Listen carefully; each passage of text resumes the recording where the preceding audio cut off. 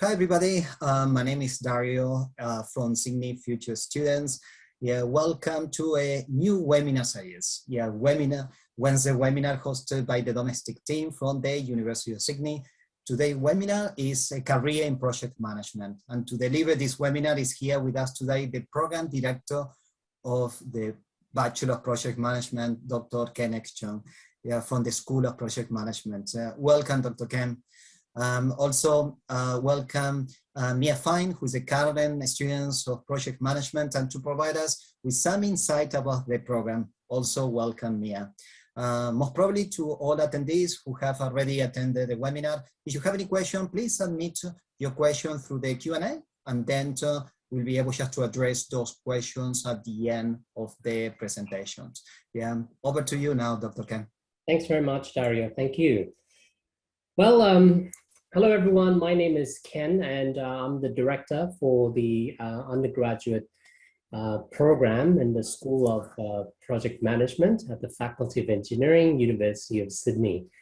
So today I'd like to talk to you about a career in project management, but I don't want to jump into that just yet, but I want to kind of take you through a journey showing to you the landscape of project management, what managing project entails, tell you what we have at the University of Sydney, and then I'll just show you some statistics in terms of salary earnings, and I'll let you know a little secret website where you can also spy on what actually Australian professionals earn as according to the Taxation Office. So most of you would know that Sydney CBD, for example, has changed, but I'm not sure if you know that because of the light rail, there has been so many class actions that have been taken by the small businesses whose livelihood has been impacted adversely.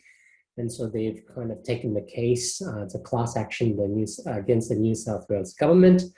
And of course, this project was initially costed at $2.96 billion, but it was $1.3 billion over its initial cost.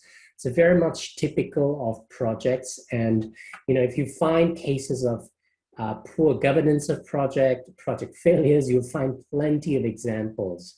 So what does this mean for us, and why is it important for me as an educator? Why is it important for me in terms of informing our current cohort of students?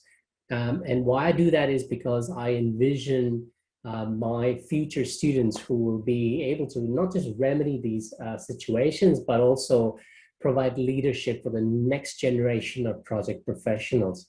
So projects, in many ways, it's really the lifeblood of organizations, be it in manufacturing or construction or in information technology. Mobile phones, they have new releases each and every year. And so that itself as a project, they're bound by, cost and time, and you have to organize the tasks with different stakeholders. And so, projects are very exciting. And in terms of construction, the one that's on the right there, if you can guess, that's actually a dancing building in Prague in Czech Republic. On the left is the Beijing Water Cube. And that's what you see on the left is actually not a spaceship that's landed on Earth, but it's actually a fashion show mall in Las Vegas. Now, projects are exciting, and there are a number of industry professionals that we've spoken with. And when we talked about designing, for example, the undergraduate program, a lot of these industry professionals have told us that, look, myself, I was once an accidental project manager.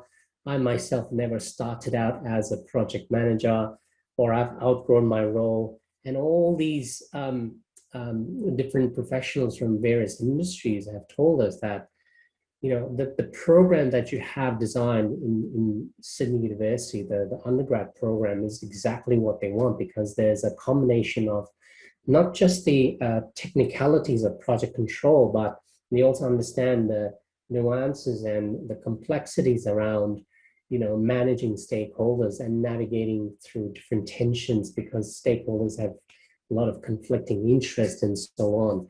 And so that's what they've told us. And you'll find, when you look at, for example, the Project Management Institute, they publish, the Pulse of the Profession report every now and then.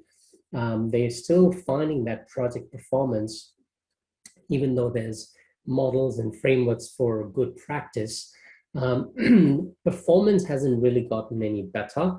And I have to say that at university, particularly for undergraduate education, in Sydney University, in the undergraduate program for the Bachelor of Project Management was conceived in 2010, 2011, officially launched in 2012. So it's kind of still slightly less than a decade, but it's really growing, and that's exciting.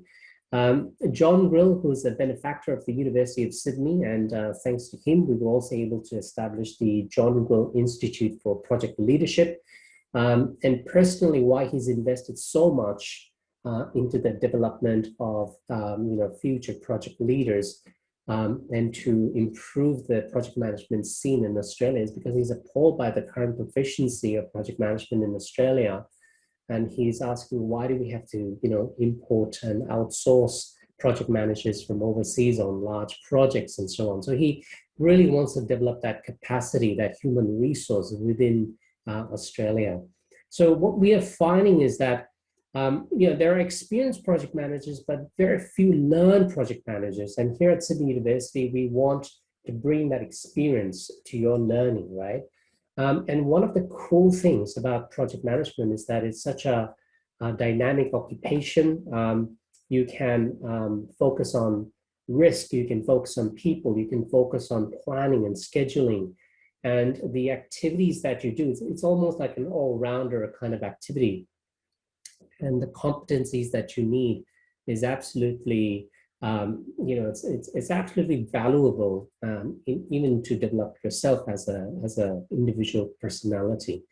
One of the cool things about project managers is that you'll find, now this is actually from ABC News. There was an article, this was a while ago, I think 2017.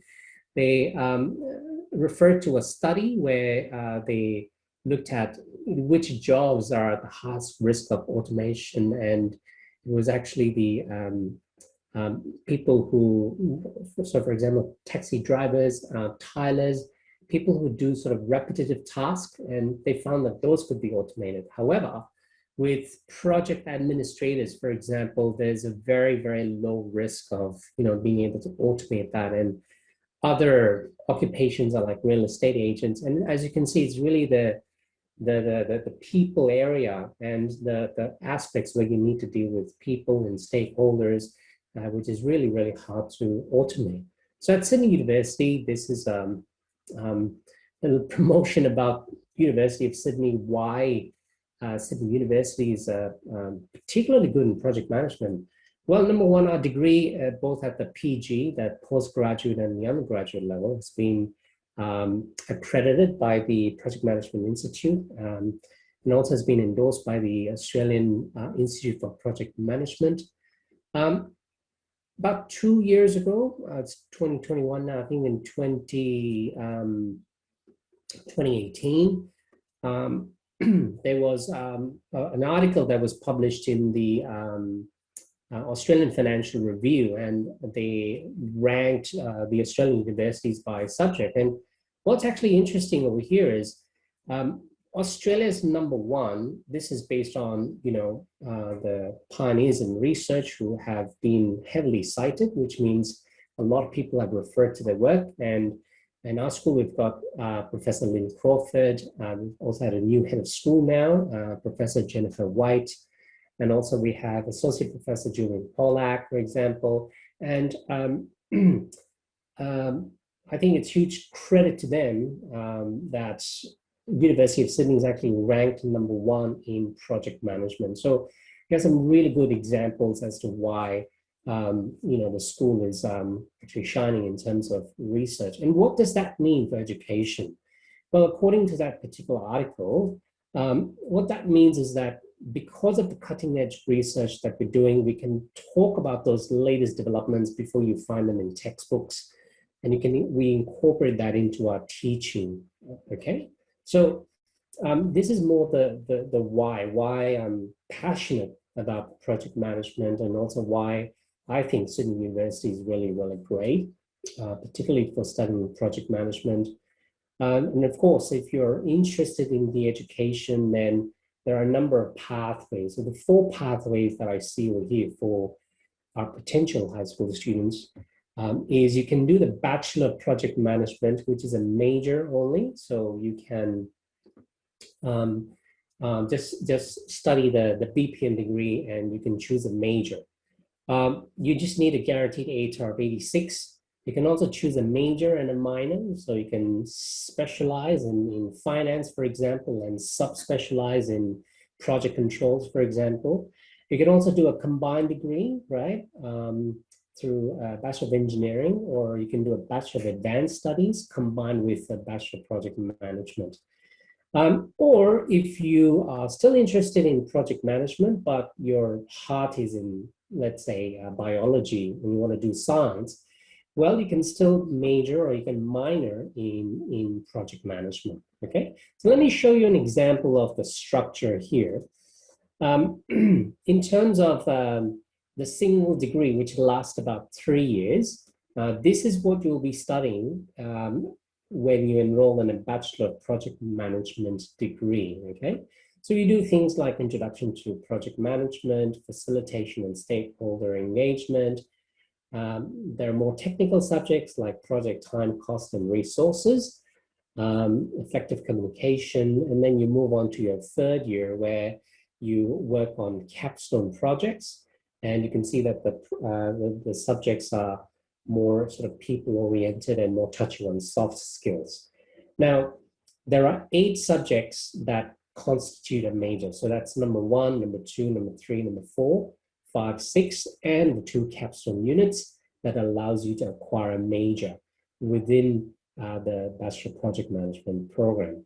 So within this BPM degree as well, you can choose 2 electives from a list of electives. So for example, you might be interested in international project management, and you might be interested in sustainability and knowledge management. Those could be your electives as well. So I'll show you, number 1, the kind of majors that we have. Excuse me. So in terms of majors, well, you've got the construction major, which is fairly popular. Another really popular one is also the built environment. Built environment is more about urban planning and city design, for example, whereas construction touches on subjects in civil engineering and surveying and that sort of thing. You could also choose from a shared pool of more than 100 majors. And technically, I don't even remember what all those majors are, but here's an example. So if you're interested in, let's say, accounting, that's from the business faculty. If you're interested in film studies, that'll be from the arts faculty. If you're interested in architectural design, you've got a design major as well.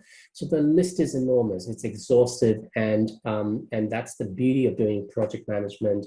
And you can specialize in any major that's listed within our shared pool.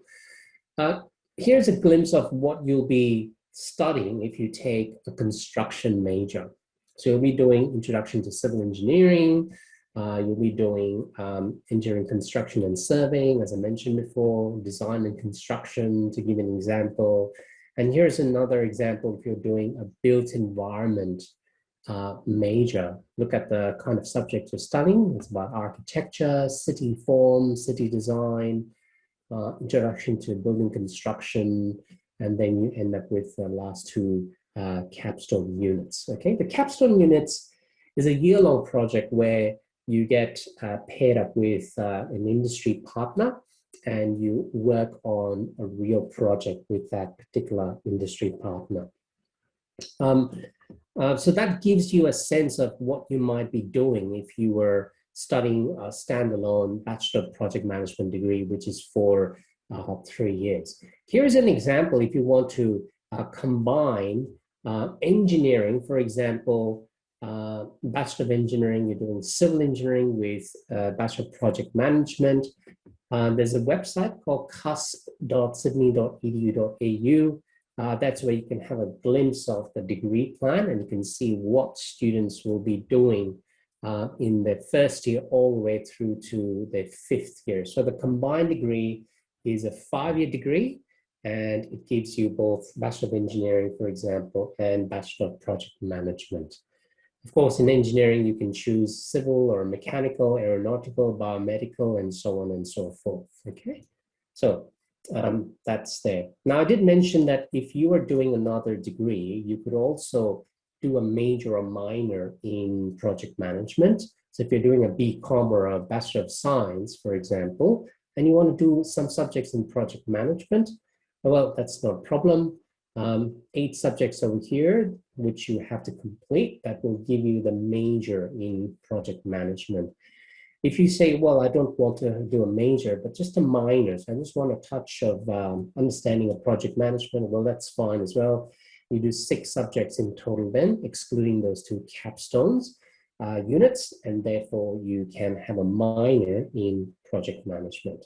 Now, that's what we're offering. So I've kind of explained to you the background, why we're passionate about project management here at Sydney Uni, what we're offering. Now it's time for you to have a look at, what project managers kind of earn, right? So there's a publicly available document that you can download. Just Google PMI Salary Survey 2020, and you can download this report that gives you the salaries across different nations. Now, for Australia particularly, this was full-time project managers who were surveyed, their responses were collected, and they reported that the mean income, the salary per year, was on an average about 150,000. So that's 149K there. With compensation, bonuses, and extra benefits, it was about, a little bit more, about 157K. And if you want to also look at that particular report, I strongly encourage you to do it. You can actually see the breakdown by the different industries and so on, yeah? So you can see, for example, mining is like the highest earning, for example, and engineering is about 160, construction is 137. There's IT, which is at 141K, and there's also things like telecommunications, for example, at 150K, okay? Now, there's another website. I could show you more stats, but I think this is kind of the most recent one, which is why I alluded you to this. But if you actually go to ABC News, you can Google for top, highest earning occupations. Now, this was published in June, and I also read this recently. There's a little database over there where you can, in this particular article itself, where you can actually type in the, I typed this in, I took a screenshot. You can actually type in the occupation of any occupation, and you can see their reported income for the financial year 2018 to 2019, right? So you can see that for construction, the average median taxable income was about 98, while the average was about 115. And for the computing professional, the average was about 126. And this was what was actually reported. Our students who finished a BPM degree, and I know Mia, as usual, talk about it, but it's been really pleasing for me to see them, not just getting internships in the 3rd year, and Mia is one of our example over here, but they've all ended up, most of them have ended up in full-time roles, and these are some examples that I can give you. And I think if I had more time, I can talk about these students and their stories, but it's been really pleasing to see them, do really well. I'll also just highlight the fact that you can connect with us at the School of Project Management through a number of different ways. We run like the PM Connect programs, we do camps, and I'll talk about that. And there's also a rich Masters in Project Management and Masters of Project Leadership alumni network that we can put you in touch with. But certainly there's one thing that you should keep in mind if you want to have a taste of what it's like to be at uni and doing project management. Generally around October, that's during the term break for high school. In the 2nd week, we run a 2-day camp. Last year, we did an online intensive one for the entire day. and we allow you to experience what it's like to be at Sydney University doing project management, okay? So I know my time is up, but I'll also say that there are scholarships that's available, but that's something, you know, you can always look into yourself. Scholarships, engineering, Sydney University, you'll see project management scholarships listed as well. And of course, my contact details are there. So I'll just end my talk here, and I know Mia is with us, and I might hand this back to Dario. Excellent. Thank you so much, Dr. Ken. That was a very insightful presentation. Hopefully the attendees are enjoying it as much as we are enjoying this presentation as well. And if you don't mind, we have a couple of questions in our Q&A. And the first one, Dr. Ken, is Charles Mason asking, could you link project management back to agriculture in any way? What would you say? Absolutely, absolutely. Well, I usually get questions on open days from parents and students as well. So, for example, some of them don't know the difference between a business as usual type of organizations and project management. Well, in agriculture, I guess when you have, for example, new machinery that you want to invest in and install, for example, when you want to refurbish certain processes, for example, those are aspects where project practices can certainly be applied. And particularly if you want to run, for example, again, some events that's linked to agriculture, for example, that's definitely possible, because project management at Sydney Uni, you can see it's not tied down to a particular discipline. If there is a major in agriculture, I'm not sure. I can look that up, but I'm not sure at this stage. But definitely, as long as you have opportunities where, for example, you want to improve your process, or where you want to improve your results, and you need, a brief period of time to activate that change, and you have people who are going to be, in collaboration with you, and you need to negotiate with them, and you need to distribute resources and do the work. That's how I see the link that's possible. It's a very interesting question, though, and I thank you for that. Excellent. Thank you so much, Dr. Ken. And we have a bit of time. We are running out of time, but let's go through with Mia now, who is studying Bachelor of Project Management second year. And Mia, if you would like to provide us some insight about the program, are you part of the a club society, or whatever would you like to share with our attendees? Yeah, hi guys. I'll keep this very brief so we can get back to some questions. So I'm halfway through my second year, and I honestly, when I was coming into this degree, I was in the same position as you guys, and I had no idea what I wanted to do. And I found that the reason I chose this degree is the flexibility that it offers. And I'll be sitting in class and I'll have someone on one side who might be studying construction, like me, and I turn to my left and someone else is studying finance or IT, even agriculture. Because of all the flexibility, you really get to work with so many fascinating people who can be both really similar but also quite different to you, which I found definitely my favorite thing. And I also find that in the units that we study, they're also very similar in the variety of practical subjects relating to the major that you're choosing, subjects similar to what Ken showed, and also theoretical subjects relating more to project management, your communication skills, leadership skills, all of which provide, a broad learning of different types of things that you can do. And yeah, I've just had a really good experience so far. And now working in the industry, I'm doing a cadetship, and I found that that also really relates well to your learning, putting it all into practice. Excellent. Thank you, Mia, for sharing. The current work that you're doing, are you working part-time? Are you doing an internship? Did University of Sydney help you to assist you with that job? Yeah, so I'm doing a cadetship. I'm working full time, so I do 5 days a week. And then during uni class time, I get those hours off to attend class. And the really good thing with your majors that you choose is there are options to do internships. So I was lucky enough to get mine outside of uni. I had a connection that I applied through. But if you don't have that kind of connection, there's so many pathways through uni who help you get these types of experience, and they all go to your units of study credit points. Excellent. Thank you for sharing your own experience, Mia. And in terms of your current studying, how you find it studying remotely now with our current lockdown in Sydney? Yeah, it is difficult. I'm sure everyone here can relate. Being over Zoom, it's not as fun as being in class, you know, having that personal connection.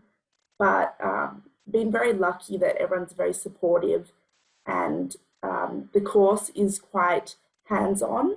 So there's lots of in-class activities that we do, which keeps everyone engaged. So, you know, it's not as bad as if I was just sitting at my desk listening to lectures. It's definitely more engaging than that, which is a lot better being online for. Excellent. Thank you so much, Mia. That was a very valuable sharing for all our attendees, I'm sure. And Dr. Ken, we have some time for one, I guess, final questions. Sure. And the question is coming from Shikin Zhang. And how hard is to get a job with a project management bachelor degree? And I guess you did touch that part of that topic before. Okay, well, we actually love to do some kind of a systematic study on this, because now I think since 2015 we have the program, or the undergrad program has been you know, churning out graduates, and most of them are now I know for a fact there are a number of students who still keep in touch with me in LinkedIn.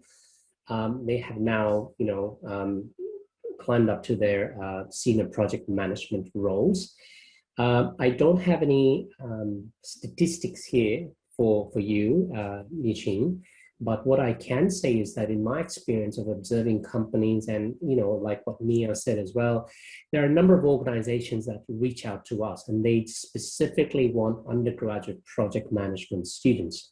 One example, for example, is Seven Consulting, and the prime reason is because you know, they want fresh talents, people who are willing to think outside the box and think differently, and who don't come into the industry with their own way of doing things. And so we have these organizations who reach out to us asking for internships, some of them asking for students who've just graduated, offering graduate positions. And I have to say that even though there are students who have struggled to find jobs, in the end, I was very pleased to see that they've actually reached me on LinkedIn saying that, oh, Ken, this is where I'm working at now, so let's connect again. And so that's always been very pleasing. There is demand for the Bachelor of Project Management students, and so that's been promising for us to see. And for someone like Mia, who hasn't finished her degree, but working part-time now, that's kind of a testament to that as well. Excellent.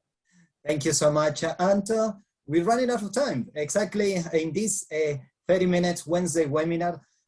Thank you so much. First of all, the program director, Dr. Ken Chung, of the Bachelor of Project Management. Of course, again, Mia Find, Karen, UC students of the project management, and to all attendees. From Sydney, we are in lockdown, as you can imagine it.